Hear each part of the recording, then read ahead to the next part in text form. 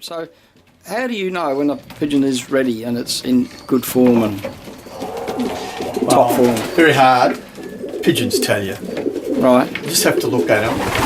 When I won the 500 mile fed a few years ago, the hen was just sitting on the perch, and I said to my wife, I've got to send this hen. She's just magnificent. She just looks, just so good. And she won the fed. I showed you the second fed 500 mile pigeons. I got second fed with her doing something I don't believe in doing. She flew a very hard 500 mile race the week before, got home 1 o'clock Sunday afternoon, nowhere near my first pigeon. But by Wednesday basketing, she just looked outstanding, handled outstanding, so I sent her. Right. I got second fed with her, beaten by just a few seconds. Yeah. 12-hour fly. Yeah. So another decent fly. Yeah. I just think pigeons tell you. You've got to look at them. The late Wally Wojak used to just go down, and he never worried if a pigeon went this week, last week or 5 weeks ago. Every week when he picked, he just picked on looks. Yep. Pigeon tells you by looking at it. Yep. It has, I reckon, sometimes they walk around with a placard saying, you've got to send me, you've got to send me. So you're not looking for the blood spot and down the throat and all that sort of stuff? No? No. Okay. Look, there's that many things in pigeon racing that if you believed them all and gave your pigeons everything they tell you should give them, you'd never send a pigeon to a race. What about turbosol and medications? Well, the only thing I do is canker. All right. Yep. I'm not a believer in doing anything other than for canker, and I never do that. These stock birds, my stock loft has never had any medicine of any kind, including canker medicine, for 25 years. Sure. I never treat my stock birds for anything. I've bred over 100 young ones. Yep. Haven't had one with canker. Yep. Not that I don't open their throat and look for it. I just don't worry about it. Yep. If they had it bad, they'd start looking sick, and I'd know. Yeah. Because they go off. Yeah. But I don't do it. Race pigeons, until they're mixed, I don't even treat them for canker. Yeah. Until I go in the basket with other pigeons. My babies upstairs, I clean them out once a month or so. Right.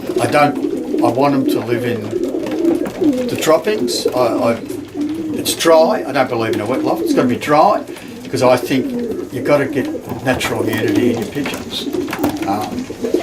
People over-medicate, in my opinion. I mean, I don't think you can say there's too much wrong with the droppings around these nests for these babies. No. I mean, and that's third round, and they've never had anything. Yeah.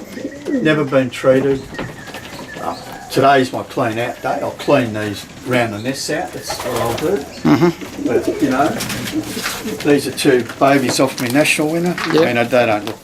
They've never seen. The mother hasn't seen any medication since she stopped racing. Pigeons in there that are 10 years old have never had any medication for over 10 years. As I said, I don't medicate the stock loft. You're right. I don't believe in it.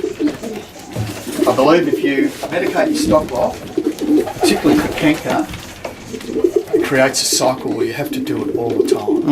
A friend of mine used to always medicate for canker, and he kept saying, I keep getting canker. I said, don't medicate. He said, but they'll die, they'll get canker. I said, don't medicate, just leave them alone.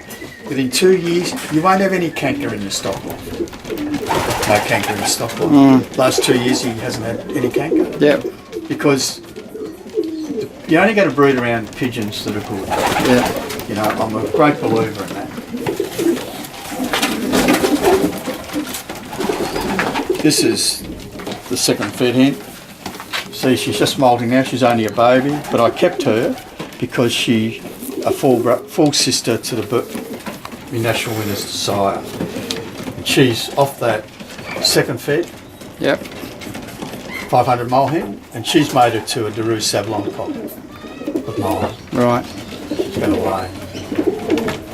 But yeah, nice little pigeon. Yeah. There we go. Okay. Okay. There's a couple of things that I firmly believe in your race pigeons in particular. Apple cider vinegar in the water at least 3 times a week. sometimes my pigeons will have apple cider vinegar, 10 days straight. Great believer in what it does to create a good intestinal flora in the pigeon. Right. The other thing I do, which is quite controversial, is I won't have 1 grain of barley in my shed.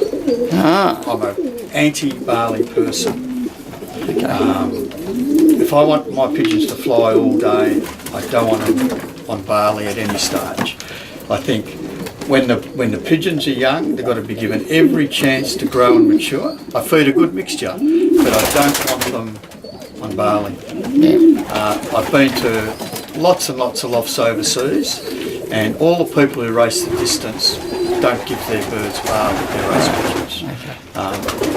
But I gave it a couple of years, and my goodness, I couldn't get form in my pigeons. As soon as I got rid of stopped feeding them the barley, I could get form. Right. I feed a lot of safflower. Yep. Very big safflower feeder in the race loft. But in stock loft when I'm breeding, they get a mixture of, I buy different sorts of peas and mix them. And I feed pellets. So I used to feed Barrostock pellets, pigeon pellets, but now I just feed those Lockie Mills All right. Yep. pigeon pellets, and they breed terrific young ones. Yep. And twice a day I feed them lollies. I come down, the stockies all, you'd think they hadn't been fed for 6 weeks, the way they carry on, but I feed them lollies twice a day, morning and night. Okay. Which lollies consists of safflower, wheat, Milo, just those sorts of stuff.